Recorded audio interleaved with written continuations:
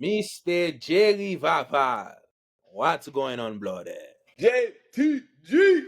What up, what up, what up? Issues of mental health. With that being said, how's your body? How's your mind? How's your heart? What are you grateful for? Man, I ain't gonna lie, I started off this morning pretty rocky. Not pretty rocky. Well, it's a mixed bag because I was able to go to the gym. Thank God I was able to do that. Yep. I was able to go to the gym. So that's great. Mm-hmm. But just life, personal things happening. And you don't expect things to happen first thing in the morning, but that's a part of life. That's a part of living and just knowing how to really manage and navigate through shit, really, to be honest with you. It's really what it is at the end of the day. So I would say I'm just thankful that I have people to speak to.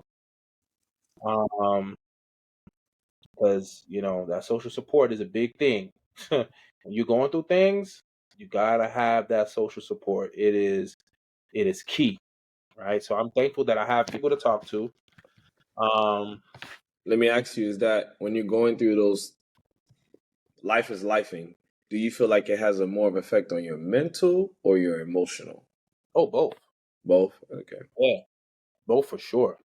Both for sure. So yeah, definitely has an effect on both. But yeah, that's where those mental and emotional tools come into the picture. That's where grounding yourself comes into the picture. Understanding that this is just a moment. It's not the entire picture of your life. Like again, like what I just did. I was like, yeah, it was a rocky rocky morning. But I Mm-hmm. said, oh no, not necessarily. I did go to the gym, and that was helpful. So realizing or seeing just the big picture, the total picture of everything helps Yeah. to manage your emotions or whatnot. Putting things into perspective. Yeah, yeah. What about yourself? Um, my mind is good. I relaxed yesterday. Yeah, just pretty much relaxed most of the day yesterday. We both had relaxing or chilling weekends, right? Um, what else? Mind is good. Just freshening up on different things that I need to work on, like my finances, different skill sets, things of that nature. Emotionally, I think that's part of my gratitude too, is just having that support circle and understanding my family dynamics and other family dynamics, Mm, right? We come from a culture where enmeshment is very rapid. Like promise. every is prompt, right? Everybody has to know everything that's going on in your life. We all have to do everything together. And now in my immediate family, like with my kids and even going back to like, my sister, my brother, my parents, we don't have that same closeness like we did when we were growing up. And I'm just sometimes you feel like, oh man, maybe we're not being a family, but I'm being more appreciative of it, of that autonomy, that space Yeah, that is given for me to think on my own. Because as I was talking to a friend, there's so many things we learned from my family that we felt was the structure or the standard for us moving on in life. And yeah. we took that as the right way of doing things. Right. For And it sure. was like, now I'm realizing, no, it's not a right, it's not a wrong way. I can just do it my way, Yeah. right? As long as the principle is there, as long as my intention is there, my time is there, and I value everyone around me. So just that was just a little like, oh, okay, I'm grateful for that. Like I spent time with my kids. I didn't overdo it. I felt like I needed to overdo it as a sole father. You know what I mean? But once I got the social cues and the kids were like, yeah, this is enough, I was like, all right, drop y'all asses home. And Ah, that was it. My sister came over. She was here for like literally 25 minutes. She was like, it's a quick auntie visit. And that was it. It wasn't like, oh my gosh, we didn't spend the whole day together. We didn't do the blah, blah, blah, blah. yeah, yeah, yeah. They didn't have a whole itinerary and Nope.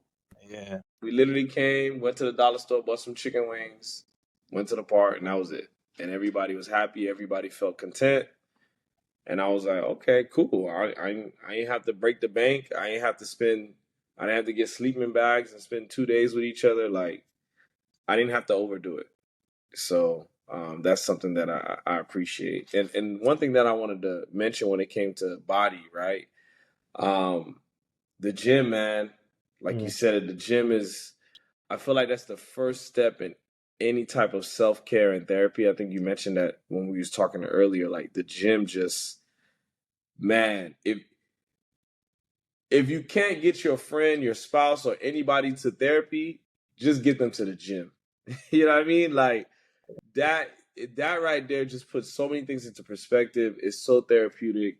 Yep. It's so much needed to help balance those emotions Yep. mentally, physically, like the way that I feel and the way I see my body changing little by little. It just, man, that's one of the greatest forms of therapy to me. Mm-hmm. Nah, yeah, it is, man. Like that sweat, man. That sweat, just releasing all, not only the toxins in the body, but the toxins in the mind and the heart. Like just getting the endorphins moving, like just getting your body feeling good, you know. Mm, And I recognize it too. I'm like, yo, I notice. I'm like, yo, when the days is tough, it's normally because I didn't exercise. Like, if I go like 2 or 3 days, 4 days without working out, I'm starting to recognize that my mood is not good. Like I'm yeah, a lot more irritable. I'm tired more. I'm very short. Um, but the days that I am working out, I'm able to tackle challenges and deal with situations a whole lot better. for sure. Sometimes even at work, I just do a quick 25 push-ups Mm. just to kind of like refresh me in the moment. Yeah, get Then that I blood go flowing. Yep. get that blood flowing. So, you have a mental health music for us, Eminem, this Yeah, week? yeah, yeah. It's the song with Nas. Nas. It's called "Sitting with My Thoughts." Mhm. I'm like, where can I start? He said, "Okay, I'll just start here." Um, I once too was a young boy wilding on tour, running with some of the wildest youngins out of New York. Met some more in Baton Rouge. Used to wild, used to wild how they talked. 19, my girl was pregnant. Had to sit with my thoughts. Sit with my thoughts. I had to sit with my thoughts. My family was my motivation. Focus on elevation. I'm attracting, not chasing. Mm, So the reason why I chose this is because literally the last line, like I'm attracting, not chasing. yeah. And this speaks to me so much because I feel like my entire life up until this point, I've been chasing a lifestyle.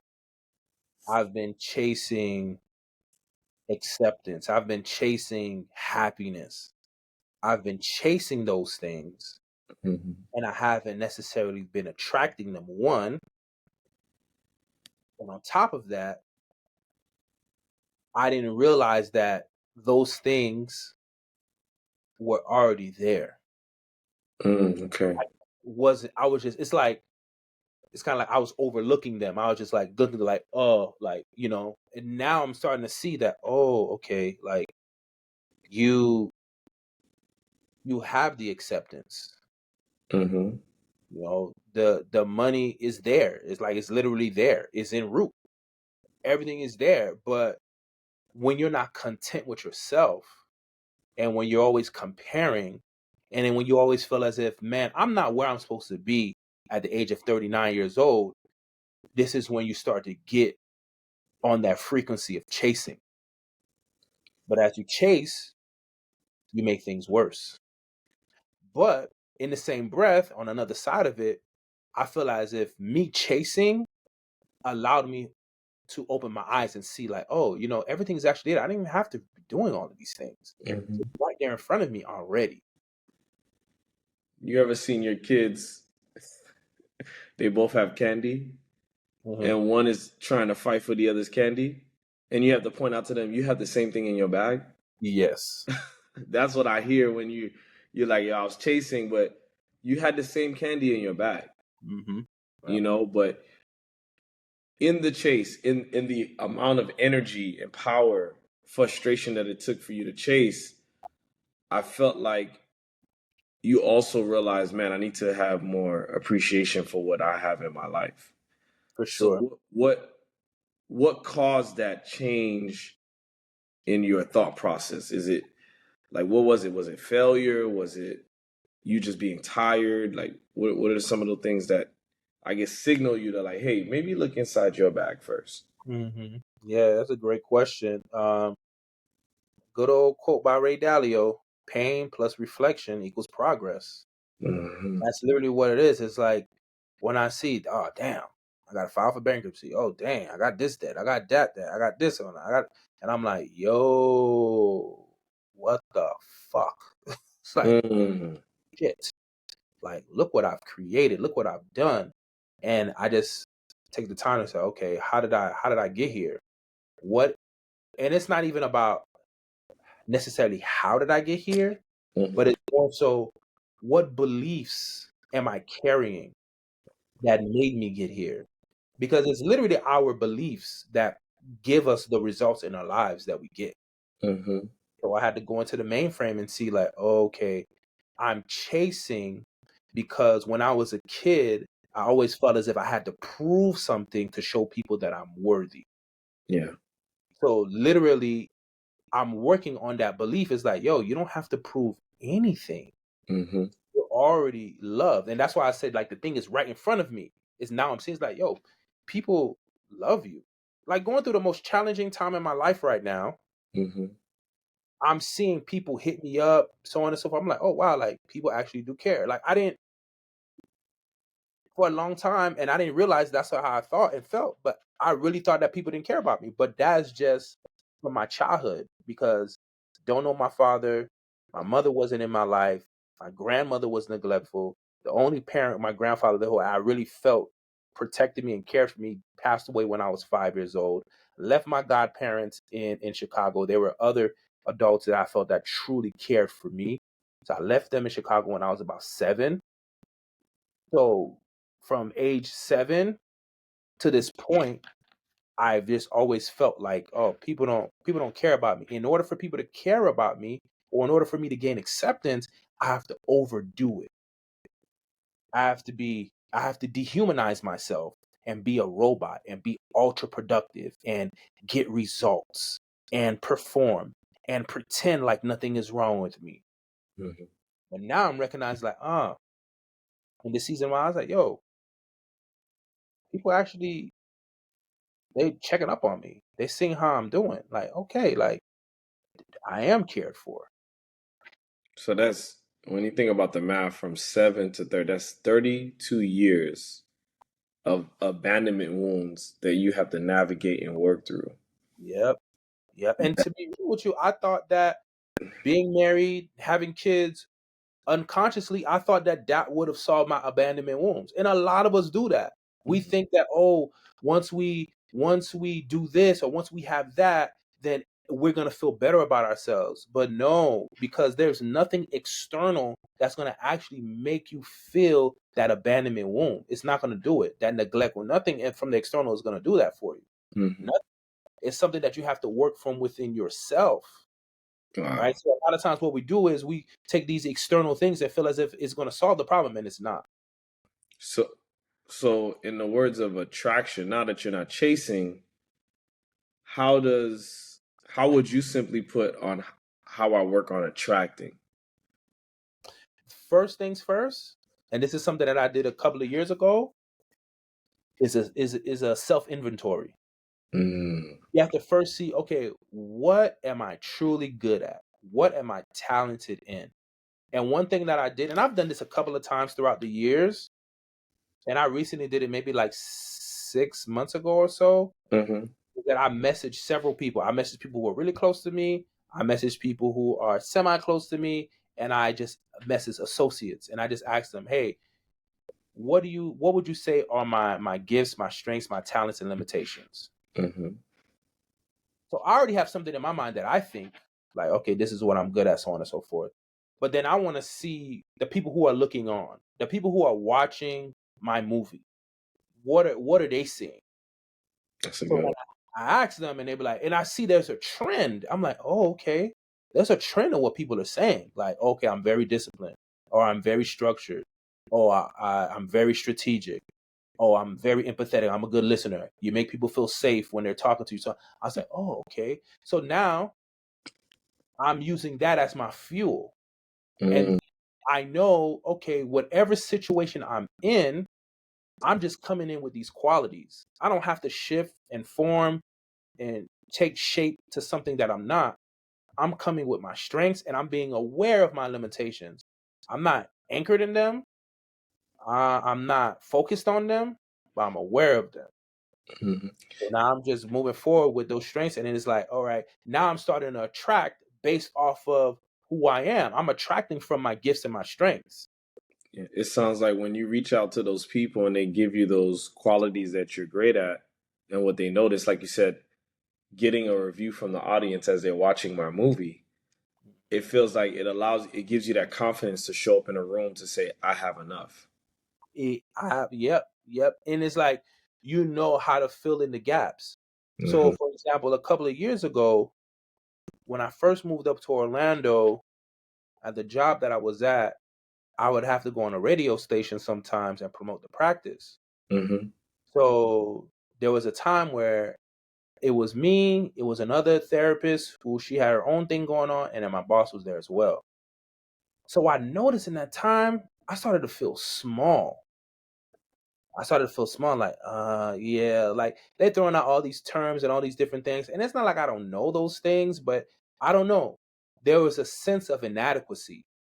But Hmm. because I've done work on myself for some time, I recognize that that sense of inadequacy just comes from my childhood of feeling like I don't belong because Mm, parents, because I don't have that family. Like I wasn't built up in that way. So I immediately, in that time, said, okay, what do I bring to the table? So now I'm going into that self inventory. I'm like, oh, okay, I'm a person who's transparent. So what I'm gonna do is, instead of just being a therapist and giving all these terms, I'm just gonna tell my story and I'm just gonna be relatable. hmm. And I did that, and guess what happened? People started calling in and they didn't want to speak to the other therapists, they wanted to speak to me. Wow. So again, that's me doing a self inventory. Hmm. And then in a time where I'm feeling inadequate, I'm going into that toolbox. I'm like, okay, what can I pull out right now that's natural and normal and authentic to me to help me show up in this situation as myself and add value to the situation?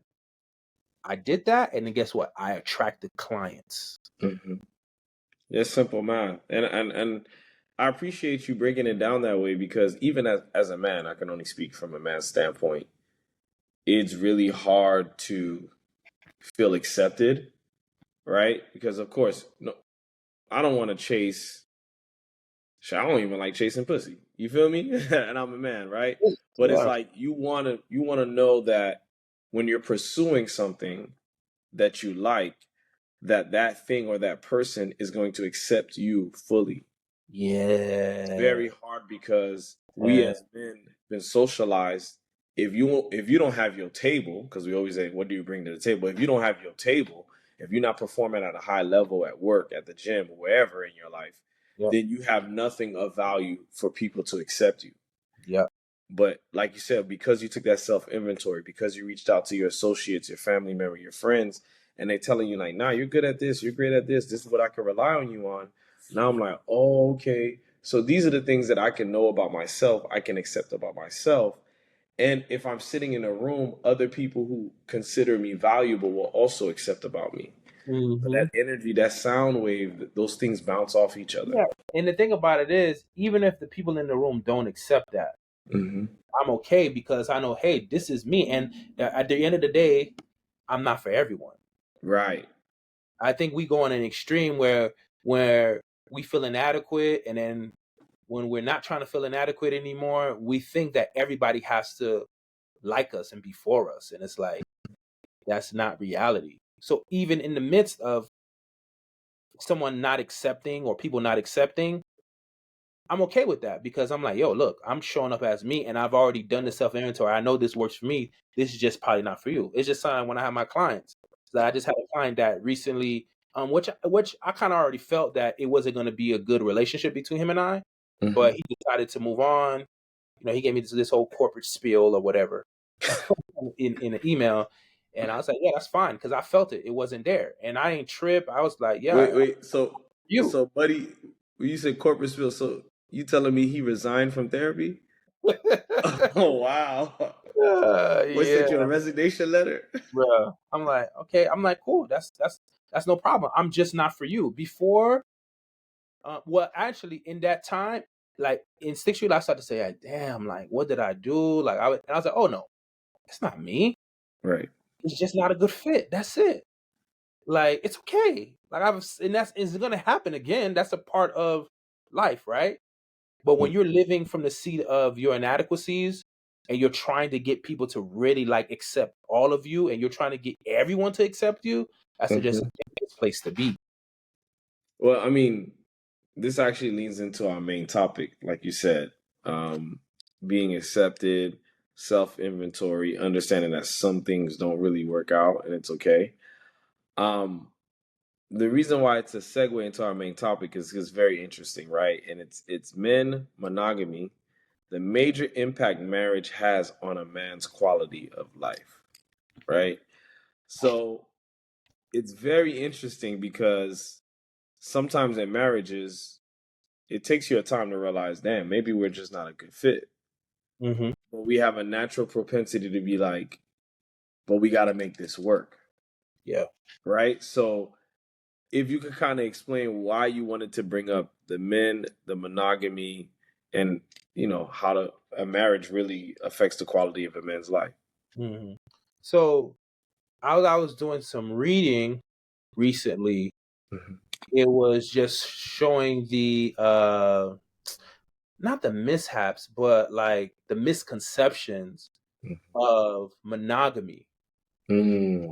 We're just saying how monogamy, pretty much the misconception is that monogamy is only for women and men just need to just be out here just doing their thing. Like men just can't be faithful, Right. right? That's the misconception.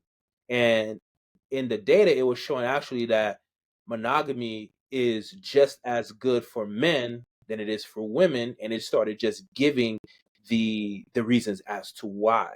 Mm-hmm. Right? And I've heard it before that marriage actually enhances the quality of life of a man, generally speaking. Yes. And um the one reason being is for that emotional support and companionship. Yeah. Yeah. And here's why that's so important is because men naturally we are loners. A lot of us are loners, even if we are social. I can see that. Inside of ourselves, we feel alone. Mm-hmm. The reason for that is because we don't feel safe enough to truly express how we're feeling and what we're thinking. Mm. Have that partner becomes that person that you can share your deepest, darkest insecurities with. Mm-hmm. Result, you're lifting that off your nervous system and you're being more free. And now you feel like, man, I'm accepted. Like I'm seen and it feels good to be seen. So let me ask you, because you broke down one of the first things you said was the way I was gonna say mahogany, not the color, monogamy. I've heard this a lot from a lot of men. Oh, I do my thing because it's our nature. We men, we're animals. We Yeah. always gotta prey on something, right? So is that something that is a man thing? Is that natural for men to feel that way? Or is that just something we've been programmed to think and Man, feel? that man, I don't even know, bro. I'm be real with you. I don't even know because there's studies that show that men who have ADHD, they're more prone to like be with different women. Like they want different. Mm, Their sex drive is higher. yeah. right? But then there are other studies that show like this, like, hey, when a man is just in a committed relationship, here are the benefits. He's just much better holistically. Right. Then you have times in the past where, it's not even times past, even in other countries still to this day, where men have multiple women, but then there are like, I guess, rules to having multiple women. Like you got to be able to take care of all of them equally. Yeah. Right? So it's an ever ongoing thing. I honestly think that, and I remember you sent me this, Esther Perel, Yeah. um, how she said that monogamy is a practice, and I was like, wow, that's interesting, and I can see that because it feels as if monogamy is a construct of Western culture, mainly speaking of American culture. Yeah. Because you think about it, it's like at the highest leadership, President of the United States, Mm-hmm. bro, he got to be clean. He can't be having multiple wives and well, now Trump, he done passed all that stuff. He done bypassed. But typically, it was like, yo, you got to look a certain way. You got to have one woman. You can't have dirt like in that type of way when it comes to different women. You see that even with the athletes, and Mm-hmm. you see that, right? Like anybody that's a face of something has this picture of like how a man should be. Mm-hmm. It always leads, it always points to, or I would say, being monogamous is always a part of that equation. Right. No, you definitely bring up a great point because I'm not opposed to any way of life, right? I just know that being monogamous is the way I want to live my life, right? Yeah. I've noticed, and it is a practice because, yo, when I'm in love, when I'm with my chick, I don't, no other girl is in my sight. Like, Mm. you know what I mean? She could be half nigga running across the street. I'm just focused on my girl. Until I feel unsafe in the relationship, I see. mostly emotionally. When I feel like I can't be myself or I can't express myself, Mm. then I start to think about other women or think about other situations because it's like emotionally I'm trying to get out of this trap, Can I right? add to that? Yeah. I remember years ago, there was a mutual friend that we have, Hmm. and I've heard this not just from him, from other men too. They're like, when they're stressed in the relationship, that's when they want to go to strip club. That's when they want to cheat. Yeah. When there's that emotional stress and tension, I'm like, dang, that's that's interesting. Hmm. So I can hear like you're kind of saying something similar. Is like my focus gets off the woman that I'm with when I don't feel safe anymore. Yeah. Yeah. Yeah. That's where, and now, and this is only through pain plus reflection, right? Now I realize, oh, okay, it's not even that I physically, for me, and I don't can speak from my standpoint, it's not that I physically wanted to be with another woman. It's just that emotionally I felt like I needed a replacement. Yeah, you need something. You need a filler. You need a filler, right? And that's just how my mind went, right? And it's now looking back at it, I'm like, oh, okay. You know what I mean? Because I get it. I get it. And there's a lot of other things that I don't necessarily want to go down with because there's a whole programming and culture and things of that nature. Yeah. Because we grew up in a religious culture where if you thought about it, that means you did it. You know what I mean? So Yeah. people are like, "Damn, you ever cheat on your wife?" I'm like, "Damn, I thought about it a few times, so I guess I did it." You know what I'm saying? So it's like, what you screwed if you know what I'm saying? Catch Yeah. 22. Yeah. So I like how you said that monogamy could really benefit a man, right? Because Warren Buffett is famously known to have said the best decision to be successful is who you marry, your partner. And marriage can kill a man or it can give a man life. Mm. And I think that's something that is overlooked because even the men who been out here playing women, they've always had that main chick that's held them down. So even in the midst of the men who are not monogamous, they still have some form of that structure in their life. right? Mm-hmm. They have that main woman, whether it be an ex-wife, a baby mama, whoever, just their main chick that they can put their head on Yeah. their shoulders. Yeah. So, That well, as you say that reminds me of Cam Newton, mm, a quarterback. I don't know if you heard, but he was saying how he came out and said that his girl, the woman that he's with, she knows that he sleeps around with other women. mm-hmm, There's an agreement. There's an understanding there. Like she knows that at the end of the day, he doesn't love those women. He's gonna come home to her, mm-hmm, right? And that's that's her person. He's her person. She's his person. mm-hmm, And I'm like, yeah, that's very interesting because I think a lot of times what we do is we set these rigid rules and we say like, oh yeah, you can't be with anybody else because you're with this person, right? yeah, That's the the monogamy part of it. But to be honest with you, as long as you and that person have an agreement, that's all that really matters at the end of the day. mm-hmm, It works for you, it works for you. So though Cam Newton is not necessarily in a monogamous relationship, but he's speaking to other because he sleeps with other women, mm-hmm. but he still has the benefits of monogamy because the woman he's with, he he said that's his best friend. Like he just confides with her and everything, so on and so forth, and it works for them. Yeah. So let me ask you, and I don't want to, because we don't know too much about Cam Newton, right? We only know from what we see.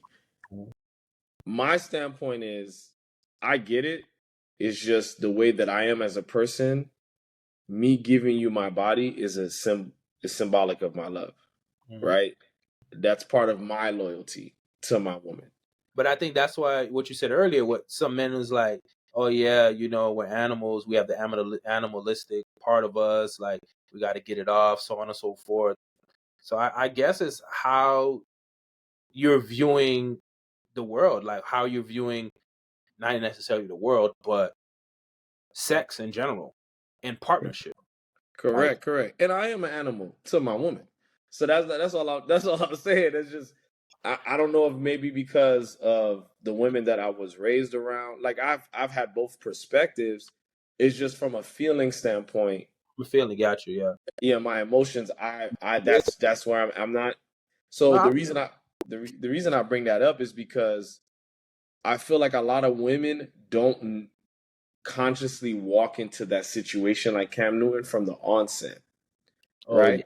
So yeah, there's a value system there that yeah, is being shared now that may not have been shared early on. yeah. So it's like, how do you how as a woman, and I'm not saying to speak as a woman, but as a woman, how do you feel like I don't know, how do you feel like, damn, am I being lied to? Like, because when they first got together, I'm pretty sure when they first got together, that wasn't necessarily the arrangement. Ye- yeah. You talking about in general, or you talking about Cam Newton?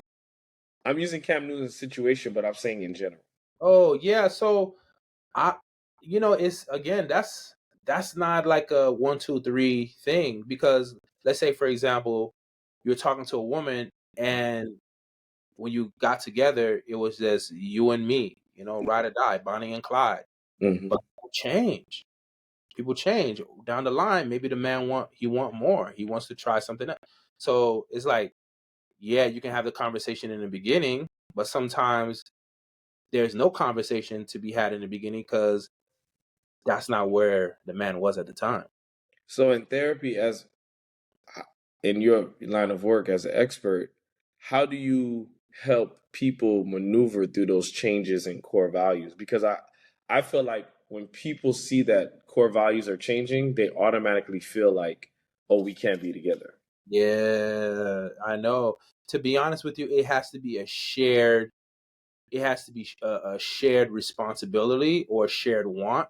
Like both persons have to equally want to make the relationship work. Mm, If you want, that's the thing. If you want to make it work, it can't be one sided. If both persons want to make it work, you're gonna get through it. yeah. Is it gonna be easy? No, by no stretch of the imagination. But Mhm. then if you want to make it work, now the next step is radical honesty, bro. I'm not gonna lie. And as for men, I'm gonna be real, dog. It's hard for us to be honest with women sometimes because, dog, they be taking that shit and they go left field with it. Left field, they go out of space. So it's like you need to be honest, but again, this is where, and I've seen it happen in therapy a lot of times. It's like the man is looking to be honest, and then the woman is like, she just pouncing on him. I was like, hey, slow down. This is why you guys are here. He had to hide all these things because he knew your reaction would be this way. You gotta chill. Like, you gotta calm down. Like, do you want to make, and I always have to reel it back to the objective. Do you want to make this work? Yes, I want to make this work. So if you want to make this work, you have to allow him to be completely honest without feeling as if you're going to pounce on him. I know what he's saying is hurting. I know it's embarrassing. I know it's hurtful. But this is a part of the process. It's like I got to just kind of calm things down. Do you want to be right or do you want to be married, right? Bro. So, based on your research, what is the difference of the quality of life that you saw for men who were monogamous and men that weren't? So the emotional support is one. A big one is improved mental health. I mean, improved physical health. So the ones that were in monogamous relationships had better physical health. Yeah, they have better physical health because now there is a shared responsibility when it comes to eating, like cooking meals, things of that nature. Because a lot of men, even though a lot of us do cook now, but bro, most likely you living on your own as a man, you're just gonna be eating out. You're not gonna really like take care of yourself like that. You're gonna eat out. You're not gonna eat healthy meals. What did you say? I said, trust me, I know. Yeah.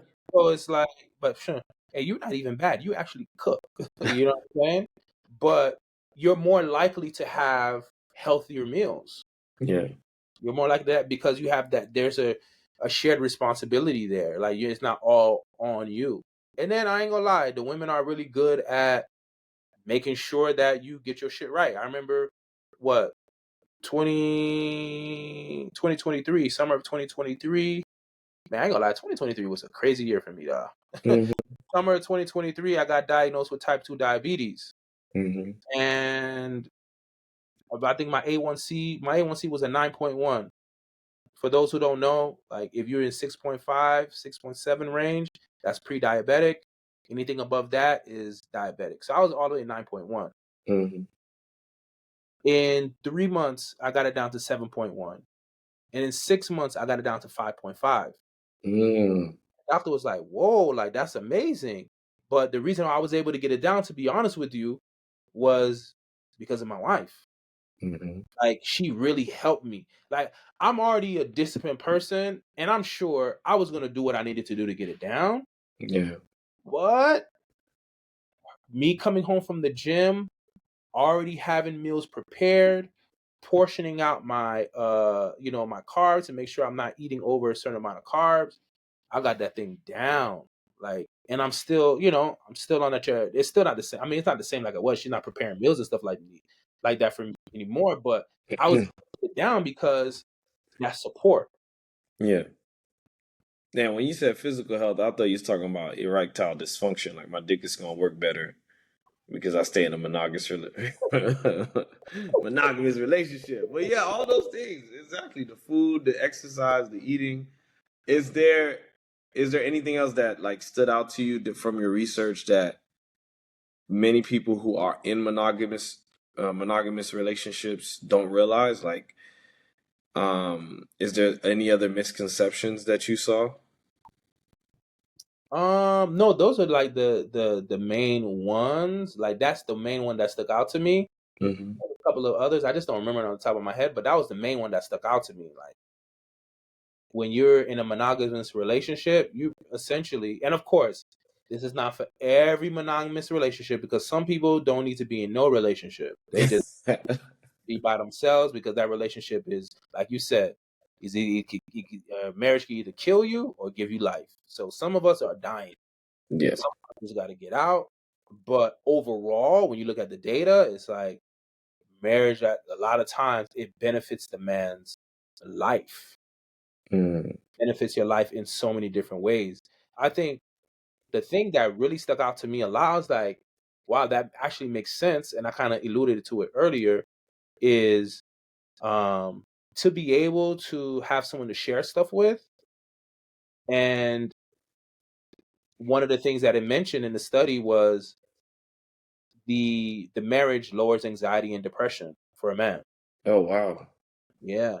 But it makes sense. It's because you're sharing things that you've been holding on to for years, for decades, and you're releasing that. And then if there's no judgment there and your spouse just makes you feel safe, man, it's going to do a lot for you. So it's going to do a lot mentally and emotionally. So what do you say with this new culture now, almost like a cancel culture on marriage? There's a lot of men, especially men in my situation that went through a divorce, where they feel like marriage is not a benefit for men because of everything that you could possibly lose or suffer through when you go through a divorce or a tough breakup. Yeah. There's a lot of truth in that, right? Mm-hmm. There's always two sides to a coin. It's not just a one-sided thing. And that's the thing that's funny about data, because somebody could come up with some data and say why marriage is not good for a man. And all those things could be very valid, you know? So honestly, that's why I always take things a case-by-case situation. And that's the thing, is there's data to support anything. There's data to support anything. But what I really want to say is that there's data and then there's real life. Data is supposed to be a reflection of life, but it all depends on who's doing the data, who's gathering the information. There's a lot of nuances to it. This is why it's always best to really focus on your situation. Because what I don't want is somebody to hear this episode, but like, oh yeah, being in a monogamous relationship, being married and settling down, being with one woman, that's going to help me to have a better mental health, better physical health, better financial health. And then you're staying with someone who is actually doing the exact opposite of that. But then you're saying, oh no, but it's supposed to help me because the data says it. Nah, it's not a one-size-fits-all situation. You really know your situation. And a lot of times it's like, sometimes it's like, all right, hey, that relationship, because I'm not going to say our relationship, that relationship is not for you. Right. Or that relationship in this season is not for you. Maybe you guys have to grow in different areas, or maybe you just have to cut it all together. You just have to know your situation. So I just don't want anybody to just take this and be like, oh yeah, just run with it. Because everybody's situation at the end of the day is different. No, you're totally right. I mean, I did have a interesting question. Monogamy, is it only a romantic practice? Is that something that's like only in the context of men and women or romantic partners? That's the only place that I've heard it. Okay, I was just asking. It's just something because I'm like, because what does monogamy mean? Is it the practice of being loyal to one person, or is it? Yeah, one. I'm just with one person. Work with me here. I'm trying to educate our audience. I'm telling you, mono means one. You did it so plain. You didn't give it mono. What? I gave all this thorough explanation for all those things. So I just did it plain. Well, that means make it simple. You have to make it simple. Well, let me simply say, I love you, bro. I love you too, man. Until we pod again. Like it. Thank you so much for joining us. And remember, the man that says he can and the man that says he can't are both right. Which one are you? Street cred was a major priority, and no respect for any authority. If you love school, you were in the minority. Can't be yourself, only way was conformity. In the dark I prayed,